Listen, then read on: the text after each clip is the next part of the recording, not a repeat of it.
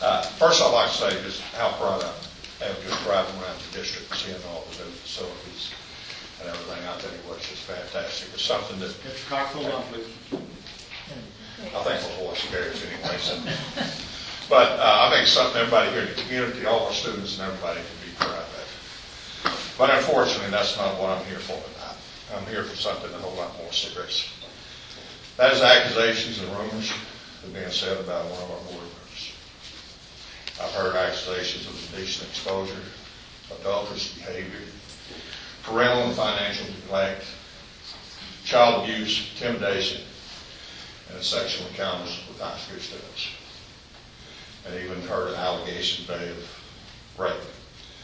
I don't know if any of these allegations are true, but there's one thing I do know, and that's the important. We have here the responsibility for the safety and welfare of the children of the school district. And it's a shame that we can't be out enjoying all this new stuff without having to go through this. But your responsibility, board members, every student, that they will have a safe and protected environment. That is so they can excel and reach their potential and goals to succeed in life and get the best possible education available. Therefore, the only thing to do until these things can be cleared up is for this board members to step down from this board, which I'm thoroughly refusing to do, and now trying to skirt the issue by playing the racist card.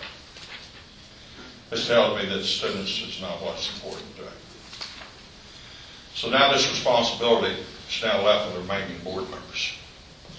If any of these allegations have been made against an administrator, teacher, or any employee of the school district, they've been gone the next day. They've been put on leave until these things is cleared up.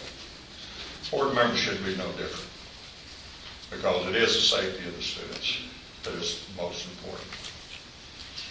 So, board, what I'm saying is you now need to pull your head out of the sand, or where else you may have you stuck, and seek an injunction against this board member, and have him removed from any premise, any school function, or around any student, until these matters can be cleared. If he violates this, you need to have him arrested, just plain and simple. You need to hire your own investigator. You have the evidence for the purpose to present it to the DA's office for prosecution if there's any laws being broken. You can't keep ignoring this. These allegations have been coming out for months. And they're not going away, I promise you that. The people in this community is not going to let it go away until something is done. I understand there's a recall petition going around, which I want to get involved in. And I'm here to tell you that if there's anybody on this board that don't believe something needs to be done, then I'm for adding y'all's name to the recall list. If it means getting the news media involved to get the attention out to our community, then so be it. Hurting our image is not the goal. But if we have to sacrifice our image to protect our kids, that's a sacrifice worth taking.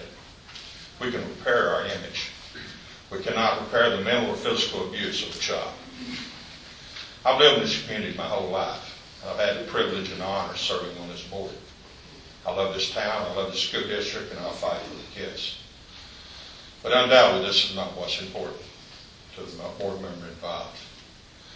But he needs to do the right thing, resign, step down, or whatever, until these issues can be cleared up. I'd like to thank Willie, you and Stephen. I know I've talked to y'all, and I think I understand Carl's position. Other board members I have not talked to.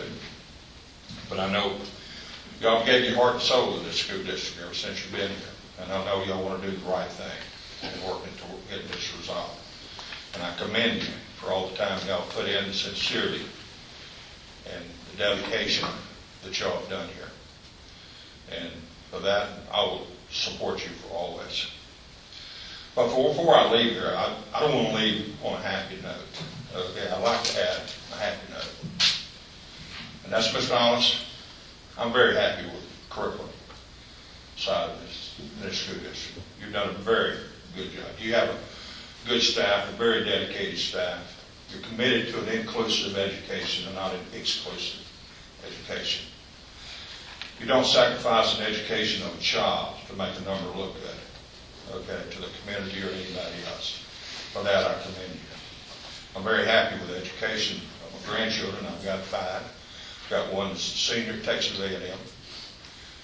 He's going to be a chemical engineer. Got his education here. Have one in high school, 2 in junior high, and 1 in elementary school. And I'm real partial to today's law. Okay, that's where my grandson goes. They're a fantastic school, fantastic staff. And the one thing y'all do, y'all continue to grow and improve every year. And that's what we're supposed to do. You're not perfect by any means. But I truly say, I think we have the best education of all the school districts around. I think y'all provide that. And as long as you keep improving in that aspect of it, then we're going to continue to do better. Now it's time for, again, the board, for y'all to do your job. Okay.